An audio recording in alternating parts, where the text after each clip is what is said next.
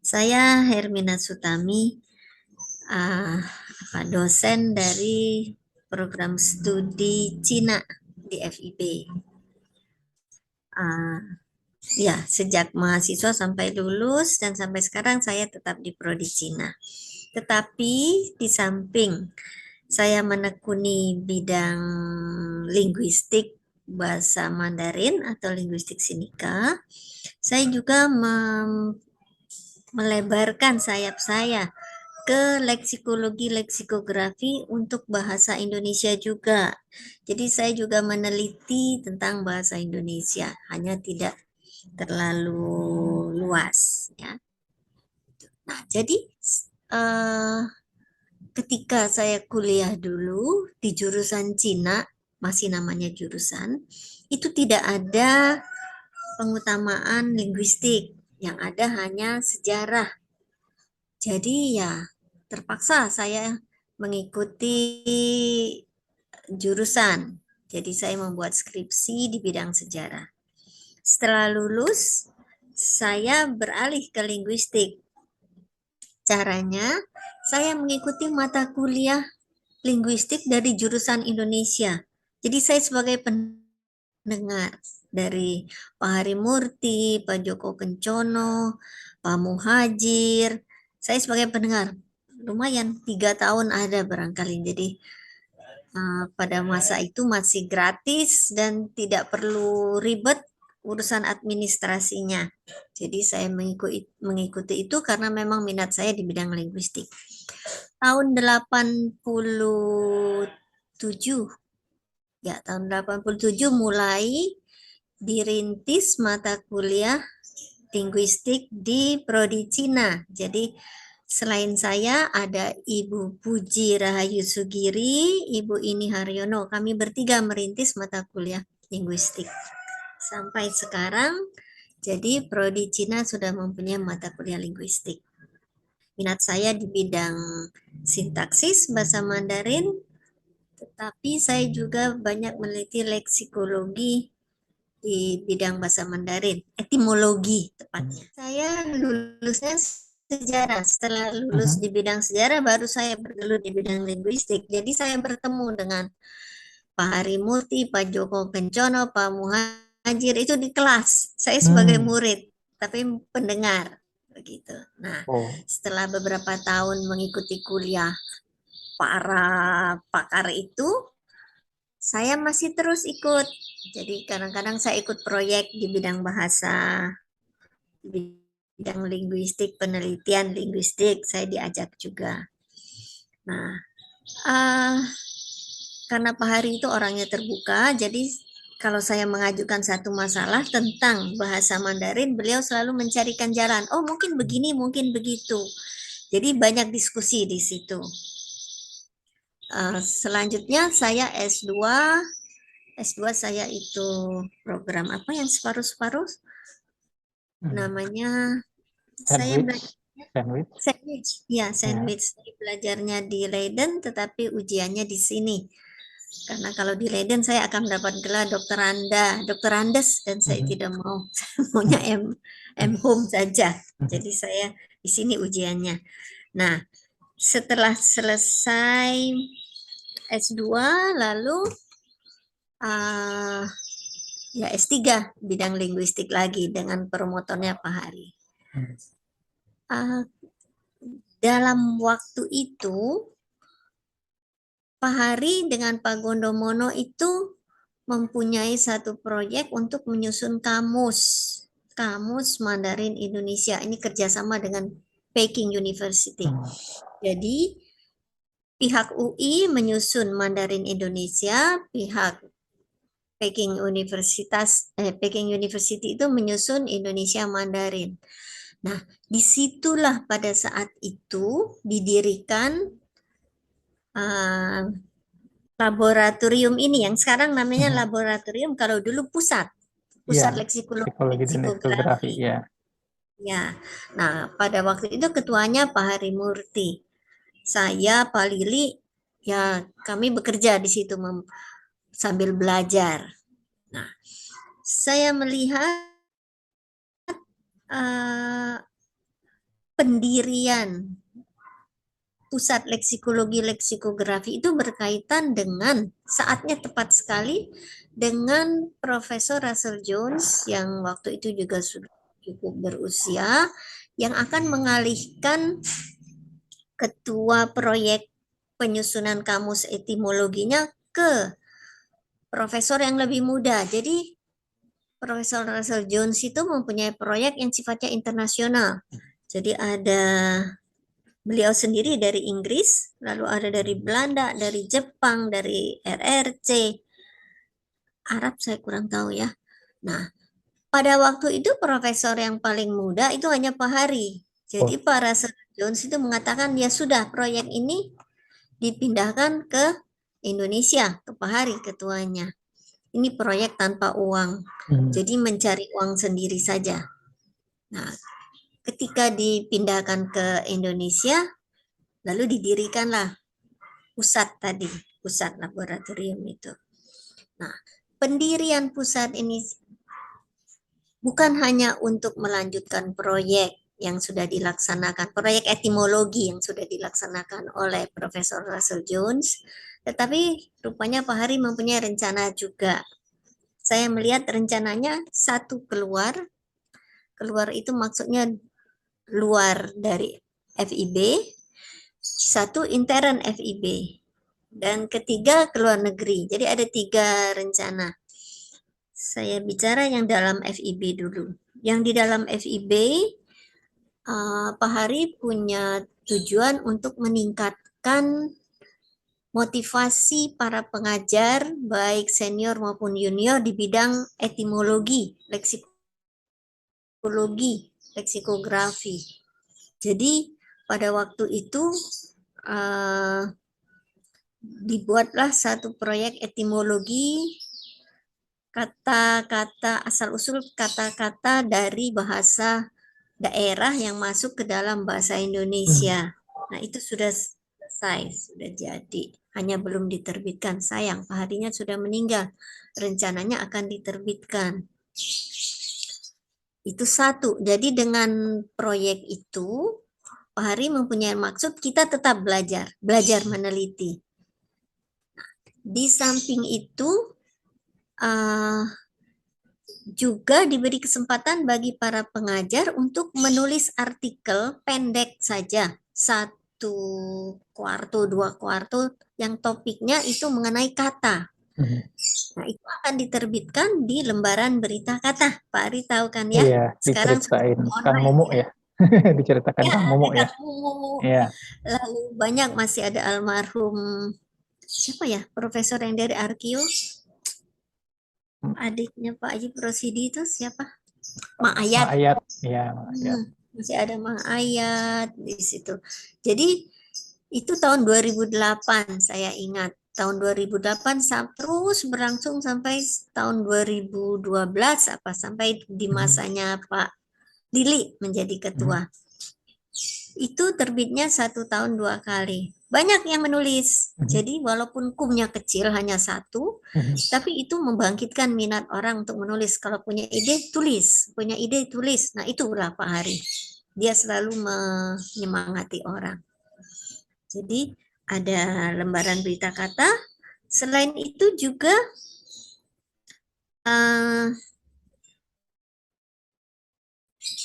dibuat satu mata kuliah leksikologi leksikografi. Tujuannya untuk mengembangkan penelitian leksikologi leksikografi ini. Itu dipegang oleh para pengajar dari jurusan Indonesia. Nah, itu sumbangan dari Pusat Leksikologi Leksikografi terhadap FIB intern. Untuk luar intern FIB itu Pak Hari membuka satu channel, siapa saja boleh bertanya tentang kata. Kata apa yang tidak diketahui asal usulnya boleh bertanya ya, karena beliau pakarnya ya, jadi beliau tahu jawabannya. Ada banyak juga yang bertanya dari pakar, bukan pakar di bidang bahasa, pakar yang lain yang bertanya, yang ingin tahu tentang kata dalam bahasa Indonesia. Nah, itu rencana Pak Hari untuk Indonesia. Selain itu, Pak Hari juga mengembangkan kerjasama dengan pihak luar, dengan Malaysia, DBP, Dewan DB, Dewan Bahasa Pustaka ya, kalau saya tidak salah, Malaysia. Nah, di situ uh, sering ada kerjasama proyek juga. Orang Malaysia itu kan gencar sekali membuat kamus, tetapi mereka tidak punya pakar. Jadi pada waktu itu masih ada Ibu Sri Sukesi pakarnya, yang ada Mang Ayat. Jadi mereka datang untuk bertanya ke kita, ke Depok. Lumayan lama mereka sekali datang tuh bisa 2 minggu, 3 minggu. Ya. Nah, dan dari Indonesia juga pernah ke sana, ke Malaysia untuk menelusuri kata-kata yang berasal dari bahasa Sunda, bahasa Jawa, bahasa Melayu Palembang yang masuk ke dalam kitab sejarah Melayu. Jadi kitab sejarah Melayu yang menjadi bacaan wajib anak sekolah di sana itu ternyata susah juga dipahami oleh mereka karena banyak kata-kata asing untuk mereka. Iya. Gitu. Nah, Okay. itulah yang saya lihat. Jadi perencanaan beliau terhadap pusat leksikologi yang berubah menjadi laboratorium leksikologi itu cukup luas. Dan Iya. sumbangannya ya lumayan banyak. Sangat luar biasa ya maksudnya. Ada Pak Hari itu dulu ya. Jadi proyek yang belum selesai, kalau saya katakan proyek itu proyeknya tidak punya uang. Iya. Uangnya hanya dari Departemen Linguistik. Jadi setiap tahun pada waktu itu Pak Umar, saya mengatakan Pak Umar kami perlu uang sekian untuk lokakarya ini. Karena kalau mengundang dosen paling tidak ada uang makan ya. Hanya itu saja uangnya. Nah, memang tidak ada, saya juga tidak pandai mencari uang, jadi ya kita tujuannya hanya bekerja puasnya kalau kita tahu, oh kata ini asalnya dari sini, asalnya dari sini. Nah itu. Satu proyek yang belum selesai itu adalah kata asal-usul etimologi, kata yang ada di dalam kamus pelajar. Kamus pelajar itu SMP, SMA. Di situ kan banyak ada kata-kata dari bahasa Jawa, dari bahasa Melayu. Nah, yang dari bahasa Melayu ini yang kita teliti. Pada waktu itu sudah ada 2 buku acuannya. Hanya karena sudah terlalu lama, saya juga lupa harus dibongkar lagi di mana itu. Jadi kalau kita menemukan kata, misalnya musim, kata musim itu dari bahasa apa ya? Nah, itu bisa dicari. Nah, untuk mencari itu memang perlu ketekunan ya. Dua sumber buku yang saya katakan tadi, kalau saya menemukan mungkin masih ada di Depok, itu bisa dipakai sebagai acuan. Mengapa? Karena kita jangan ketinggalan dari Badan Bahasa. Kita yang memulai, tapi Badan Bahasa itu sekarang sedang berjalan melakukan itu. Kan? Misalnya dari kamus pelajar itu, yang mana dulu yang kita lakukan? Apakah misalnya abjad A saja dulu kita lakukan? Atau dalam waktu berapa lama? Siapa saja yang mau bekerja? Selain itu, saya juga proyek saya, kalau pribadi saya dengan teman-teman dari jurusan Jawa, Jerman, itu mengenai emosi. Jadi saya meneliti kata-kata emosi yang ada dalam bahasa Indonesia. Karena saya sulit untuk memahami emosinya orang Cina bagaimana. Jadi saya bahasa Indonesia saja karena itu bahasa ibu saya. Nah, ini sudah jalan waktu itu proyeknya. Yang menjadi pakarnya itu Profesor Sant'Angelo dari Roma, dari Italia. Beliau sekarang juga sudah 70-an usianya, sudah tua. Jadi ketika saya hubungi katanya sekarang saya sudah agak lamban, sudah tidak seperti dahulu lagi katanya, tetapi masih mau berkomunikasi. Nah, bisa dua itu, emosi dan Etimologi ya. etimologi bahasa Indonesia, bisa dua itu. Oke, bahannya ada disimpan Ibu Hermin ya di suatu tempat gitu atau bagaimana? Harus dicari di mana Ibu? Bahannya terbuka kan, Oh, kalau terbuka. proyek, kalau kamus itu bisa, kalau kamus pelajar itu rasanya masih ada di dalam lemari ya, lemari besi yang di dalam ruangan Iya. itu. Tetapi kalau untuk emosi, terserah mau memakai apa. Mau memakai novel, boleh. Mau memakai teks yang ada di koran. Kita lihat nih sekarang, zaman sekarang nih lagi berita apa di koran. Emosi apa yang timbul di situ. Kata-kata apa yang memancarkan emosi itu. Nah, kalau saya menggunakan dasar teori dari Pak Sant'Angelo tadi. Jadi kalau saya mengatakan gembira, itu ada dasarnya. Apa dasar dari gembira itu? Misalnya plus ada harapan, plus apa ya? Sudah lama saya tidak ini. Plus harapan, plus apa? Nah, akhirnya kajian itu sampai ke bidang semantik. Karena kalau kita menentukan sebuah kata ini adalah kata emosi, sedih, gembira, apa indikatornya? Itulah yang merupakan teorinya. Jadi kita tidak bisa mengatakan orang gembira itu kalau dia senyum-senyum terus. Orang senyum belum tentu gembira. Ya, nah itu. Itu yang bisa kita kembangkan sebetulnya. Beliau itu orang yang sangat terbuka ya.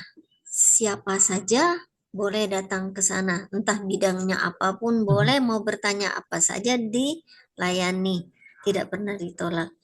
Nah, itu yang membuat banyak mahasiswa sering ke sana, sering konsultasi, bertanya tentang disertasinya kalau berhubungan dengan leksikologi. Orang-orang badan bahasa juga begitu, mereka sering bertanya.